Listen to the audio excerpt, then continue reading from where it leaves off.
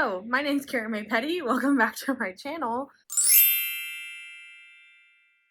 Been a long time since I posted. I watched this video called We Need to Talk About the Crave Lawsuit by A Little Bit Mads, and that made me read the whole Crave lawsuit, and now here we are, because I'm going to break it down for you. If you don't know anything about Crave, it is a young adult book series about vampires in Alaska, I think. Complete transparency, I've never read the series. If you want me to read the book, they have it at my library. I looked.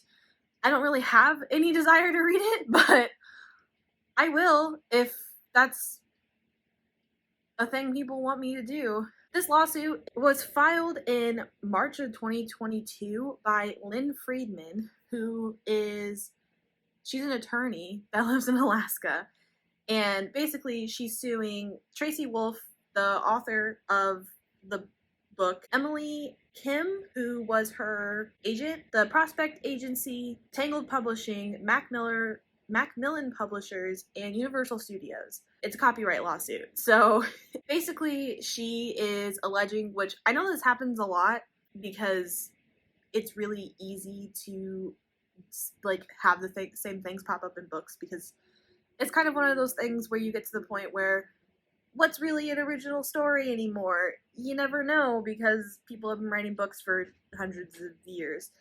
Anyways, in the copyright lawsuit, she is basically stating that her agent, who is referred to as Kim throughout the whole lawsuit, took her manuscript, had her edit it multiple times, and then dropped her as a client, and then gave the manuscript and all of her notes and stuff to Tracy Wolff, and let Tracy Wolff write the book, and then just like stole her whole story and published it in what is now the Crave series.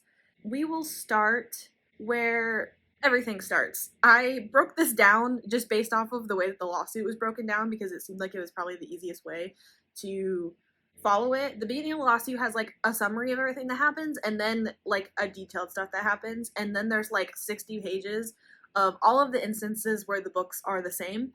So we are starting at Freeman's relationship with Prospect and Kim. Prospect is the agent company that she signed with, that Kim works for. I looked it up. Kim is the president and founder of Prospect Agency. So on or about December 8th in 2010, Freeman entered an agency agreement with Prospect and Kim, where Kim was appointed Freeman's literary agent, and she specifically said that she was exclusively her literary agent, which meant that Kim was the only person that Freeman worked with, the only person that she sent any of her published work with, sent anything that she was working on to. So the only person who would have had access to the stuff was Kim. In the lawsuit, it says Freeman hired Prospect and Kim because she needed an agent to sell/license certain rights in or to a manuscript she written by herself. At the time, which was entitled Blue Moon Rising, and then in parentheses it says the Freeman manuscript, which is what it's called throughout the rest of the lawsuit. Because HarperCollins UK was considering publishing the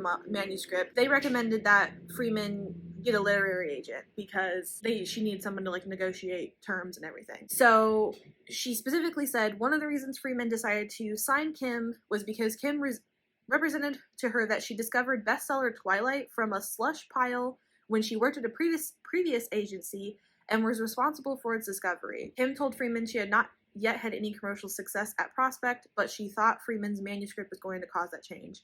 So I looked this up because I was curious, and Stephanie Meyer herself, under like the Twilight page, there's a section that's called The Story, and it's literally called The Story of Twilight Getting Published. It says that her publishing agent is Jody Raymer, which doesn't mean that Kim wasn't involved, but that is who her publishing agent is. It's probably really easy to claim that you helped find Twilight, but I don't really know if there's any information to back that up. Kim told Freeman that she liked her manuscript very much, loved her writing, and there's only a few minor edits that would be required for the book, and then it would be ready to send to publishers. Freeman ended up working with Kim from the end of 2010 to 2014. Over that 3-year period, Kim and Freeman had frequent and lengthy phone calls, consistently exchanging emails. The emails from Freeman often included notes, outlines, and various versions of the manuscript. Kim repeatedly told Freeman that she did not have lengthy phone calls with her other clients like she had with Freeman, and the focus of most of the communications were comments and questions that Kim had about the manuscript, which led Freeman repeatedly revising her manuscript. During that time that they worked together, Freeman sent Kim over 45 versions of her manuscript, including various notes, outlines, and other written material relating to the contents of the Freeman manuscript. The relevant versions of the Freeman manuscript, notes and outlines and other materials have been copyrighted now. The lovely Reddit that I found all of the stuff from, I found the link to the lawsuit and a link to a lot of this information, linked her copyright. She didn't file it until 2021. I don't really know how that affects stuff. The first book was published in 2021, I believe, or 2020. So I don't really know how that works, but she is an attorney and I'm not. So there's that. Freeman continues saying all of the revisions confused her because Kim originally said it only needed a few changes. Plus, she had sent it to HarperCollins UK, and before that hand, they had praised the book. The publishing rights director, the fantasy editor, and the children's editor all read the book, and it was even sent to sales, and that's when Freeman was instructed to get an agent. So HarperCollins was already very interested in purchasing the book, which makes me understand why Freeman was confused as to why Kim was like, you need to make all these changes. They gave her a list of several UK agents, but she decided that she wanted an agent in the US, which I feel like that kind of makes sense if you're in the US. And in the end, HarperCollins ended up passing on it because the sales department had already hit its quota for young adult books in that genre for the upcoming year. Which, I don't know why they couldn't push it to the next year, but I also don't really know much about trends in publishing and stuff, so I don't really know if people would have cared about the book when the next year came. Because it's very, from what I read, like if vampires went to Hogwarts, is basically one of the descriptors that I read. Next, we're running into Freeman meets Wolff, which this is going to become very relevant later on because Wolff just completely claims that she never fucking met Freeman, which is kind of funny. I don't know you! They met at the end of summer 2012. Kim requested Freeman attend a Romance Writers of America conference in Anaheim, California, which took place between July 24th and July 28th of 2012. Kim introduced her to Tracy as Tracy Deebs, and I looked that up because I was like, why is she under a different name? She writes under four different pen names. Tracy Wolff, which is the Crave series, Tracy Deebs, which is erotica, Ivy Adams, which is a pen name that she writes under with 3 other friends, and they wrote one book. And then there's Tessa Adams. I didn't really figure out what Tessa Adams writes, but there was a lot of things listed. I found all of that on freshfiction.com. So I will link everything that I found in the description, so if you want to look at any of this stuff yourself, you are more than welcome to. Kim introduced Freeman and Wolff outside the hotel that they were staying at on the first day of the conference. Kim tells Freeman that Wolff is an erotica writer who is speaking at the conference and is very, very proud of her and that they are good friends. Freeman rides with Kim and her other clients, including Wolff, from the hotel to the conference. And during the ride, Kim was asking her clients about what they were working on or what they had finished, and specifically was asking Kim a lot of questions about how she got into writing and how she came up with her idea for her book and everything. And then Kim urged Freeman to attend Wolff's talk on erotic language and books, which was what her talk that she was having at the conference. And so that's the brief history of how Tracy Wolff and Lynn Freeman met each other. Next section is the end of Freeman's relationship with Kim and Prospect. At the end of 2013, Kim tells Freeman she has no publishers she can send her book to, besides the few that she already did. Kim then asks Freeman to provide a list of publishers and contacts that she might be interested in that she thinks might want to read her book based off of what genre it is and everything. And then she also asked for pitch notes, synopsis, and a letter of introduction for her to use to send to people to help pitch the book. During the time, Kim also started pressing Freeman to write adult contemporary romance, saying that she could easily sell a book in Freeman's voice in that genre, also suggesting that she write erotica. Probably because Tracy Deebs has a lot of erotica out, and people eat that shit up. But Freeman tells her that she has no interest in writing either of those genres. In 2014, Kim tells Freeman that if she can't write contemporary romance books or give her something new, she would have to remove Freeman from her website, and says her book is great, but they missed the market because young adult books and movies in that genre were oversubscribed. And Freeman would have to wait until her son graduated high school in 2021 to resubmit her manuscript, which is kind of really fucking crazy to say in 2014. Especially considering everything that happened in 2020 and 2021. Freeman ends up giving Kim a few proposed book notes and some chapters that she wrote, but concludes that she didn't want to write anything than her young adult fantasy set in Alaska, and Kim tells her there's no market for it. So Freeman decides to take some time off, and her and Kim part ways amicably. She decides to attend some writer conferences, workshops, and continues to write and perfect her craft until her son graduates. So basically, she takes Kim's advice and decides to wait to shop her original manuscript in 2021 after her son graduates high school. And it was planned that her manuscript would be the first in a series. Next is Freeman discovering infringing books. So on or around March 31st, 2021, Freeman started reading Crave for the first time after picking it up in a local bookstore. And she was thrown when she read it and sees all the similarities from her manuscript that she sent Kim. And then she proceeds to read the next 3 books in the series as they came out, which from what I've like heard and what a little bit Mads said in her video, they came out very quickly within each other, which is kind of crazy in like a traditional publishing sense. I know in self-publishing, rapid like release is a thing that a lot of people do for series, so people like stay interested, but in traditional publishing it doesn't really like work that way, and usually you wait like a year for the next book to come out. So on or about February 7th, 2022, Freeman's attorney sends a demand letter to Wolff, Kim at Prospect, Entangled, which is the publisher of the Crave series, Macmillan, the distributor for the Crave series, and Universal, which is a motion studio picture, who entered in a contract to produce a motion picture based on the first book in the series. The response letter Entangled's attorney wrote, Kim recalls nothing of the manuscript and has had no creative input. And it states that Liz Pelletier, the executive chief office and publisher, created a basic storyline for the Crave book series and selected the writer Tracy Wolff, not based on prepared manuscript, but due to her writing voice. So the chief executive office and publisher of Entangled, I love that name for a publishing company, just like as a side note, is saying that she came up with the story on her own and then picked Tracy based off of her voice of her other books that she's written. The attorney goes on to say that the Crave series was a collaborative project, with Liz providing Wolff and writing the main plot, location, characters, and scenes, and actively participating in editing and the writing process. Also, that neither Liz nor Wolff had ever heard of Freeman, read her 10-year-old manuscript, nor were aware of any details concerning the Freeman work, which is a little rich.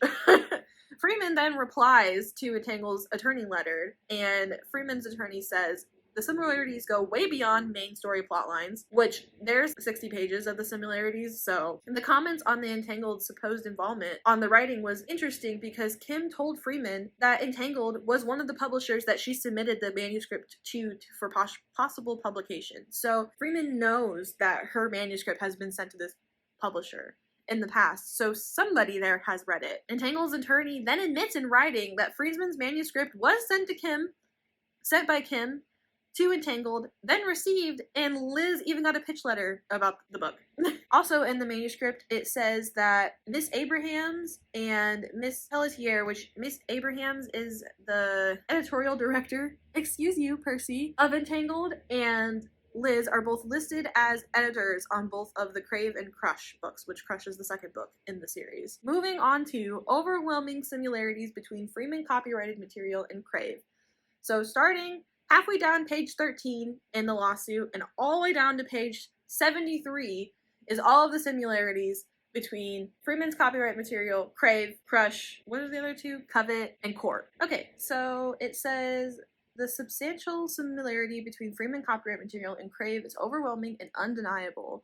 In addition to similarities, plot, characters, dialogue, mood, theme, pace, and there are a number of the same scenes, words, and phrases that appear in the Freeman copyrighted material, which are used throughout Crave. Moreover, some of the similarities are the same page number, approximately, in her subsequent manuscripts. So basically, from what I've devised or figured out from reading this, is that based off of her 45 different versions of the manuscript that she wrote and sent to Kim, and all of her outlines and notes and like synopsises, they took all of that and was able to write the rest of the series because of how many times she changed the book. Because when you continue into the section of the copyright similarities between the last 3 books and her work, it seems like it's all coming from the same manuscript, unless she wrote all 4 of the books, but was only querying the one at the time, which I know a lot of times they say that, like, if you're writing a series, write the whole series and then query the first book, so then you can work on the other series, but you can already have foreshadowing to the last books in the first books, because there's sometimes where it's, oh, it was published as a standalone and then decided to make it into a series, so there was no foreshadowing towards anything that was going to happen in the series because everything was tidied up because it wasn't supposed to be a series type of thing. But it's also hard to get series contracts from what I've also heard. It's easier to get like a 2-book deal and write 2 standalones type of thing. Oh, I found a whole section of listing out all of the similarities between the characters, every character. So, main character in Blue Moon Rising's name is Anna. Main character in Crave series is Grace. Both are 17 and from San Diego. A tragic accident that kills somebody in their family. In Blue Moon Rising, it's her dad and mom. In Crave, it's her dad and grandparents. Moves them to Alaska. Suffer a sense of loss. Have panic attacks, anxiety. Use breath work to cope. She discovers her family was murdered by a vampire prince. Oh, in Crave, it was the vampire prince's mate. It just kind of seems they changed. Oh, he's not a wolf, he's a vampire. Oh, he's not a wolf, he's a witch. Oh, he's not a... They're all wolves, but in Crave, it's like, no, they're not a wolf, it's gargoyle. I've never heard of a gargoyle before. That's pretty crazy. Brennan and Flint, heroine's close male friend. His parents are a mixed-race couple. He's multiracial. And he's gay. Only the heroine knows that he's gay. He's gorgeous and good-looking. He's super smart. He's athletic and plays on the sports team. He waggles his eyebrows at the heroine in humor. Waggles. He's a fairy. He's a dragon shifter. There's the difference. In Blue Moon Rising, he's a fairy. In Crave, he's a dragon shifter. But either way, the heroine thinks he's beautiful in his supernatural form. Then it just keeps going. Oh, here we are. Overwhelming similarities between the Freeman copyrighted material in Crush, Covet, and Court. So these are the similarities between the rest of the books. Oh, this is just Crush Book 2. Rowan and Hudson characters saying to the heroine, this is just the beginning. Page 466. This is just the beginning. Page 400. Brennan and Flint characters waggle his eyebrows at the heroine. Brennan wagged his eyebrows at me. That brat. Page 166. Flint then waggles his eyebrows at me. Page 272. Okay, that's a bit of a stretch. 166 and 272, that's almost a 100-page difference from each other. These ones are more just basically the same sentences, just in slightly different areas of the book. I'm done reading similarities. There's so many of them. If you want to read more, I, again, will link this lawsuit in the description. It is 86 pages. Starting at page 13, all the way to page 73, is all of the similarities between her copyrighted work and the Crave series. So just keep that in perspective if you decide to read through it. So at the very end of the lawsuit, we get to all of the counts that she is trying to bring against them to get them in trouble. So basically, count 1 is fraud and deceit against Prospect and Kim, because they promised her a contract to help her get her book, and instead they didn't help her get her book published and proceeded to share her book with other people without her knowledge, which is Tracy Wolff, but also she's listed and possible others, because if she shared it with Tracy Wolff and that's what happened, allegedly, who else could she have shared it with? Which is kind of, I mean, I wouldn't put it past her if she shared it with one person. Why would she share it with other people? Count 2 is breach of fiduciary duty. I don't think I'm saying that right. Against Prospect and Kim.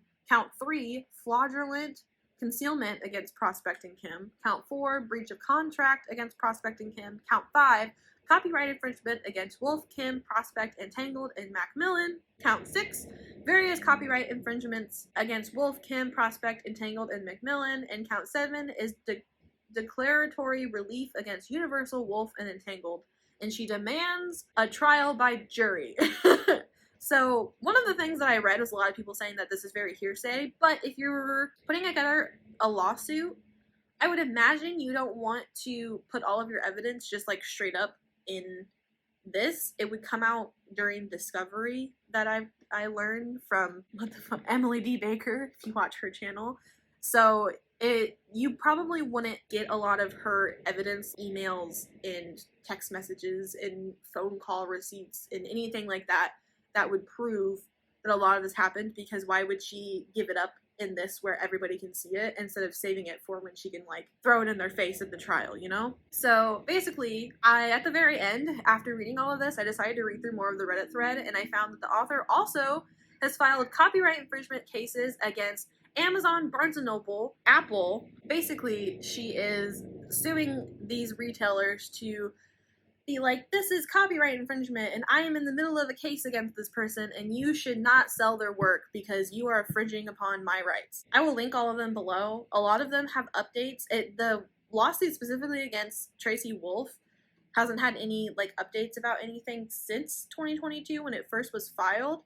She didn't file like the Amazon copyright lawsuit or anything until 2023, so I feel like this is maybe her way of trying to like push them to respond, because she's like, I'm gonna sue everybody. But that's also a thing in the US where you could literally sue anybody for any reason. This is a perfect example of that, where even if all of this turns out to like not be true, or if she was lying about some of it, she still has the right to sue them because this is America.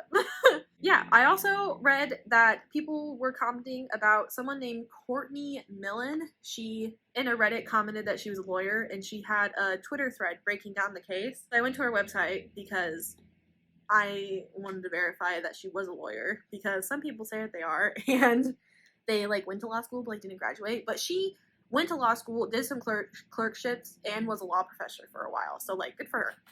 She basically states in the thread, which I will also link that below, I have mutual friends with Tracy, and Entangled distributes my enhanced ebooks, but I'm also extremely willing to burn people when I think they're wrong, and would do so in this instant. But I think it would be easy to think that she is biased, because when people disagree with her in like the replies on her opinion, which her opinion is basically like, this is bullshit, this bitch is crazy, people in the comments are like, did you read the lawsuit? And she kind of argues with them. But that, you can have your own opinion about that. In my opinion, that kind of makes you seem like you might have a little bit of something to lose if they distribute your enhanced ebooks. But what do I know? I'm just a girl on YouTube. Anyways, that is the end of going through the Crave lawsuit of Lynn Freeman versus Tracy Deebs something. It's Deebs dash something. She's got a crazy last name. And a whole bunch of people.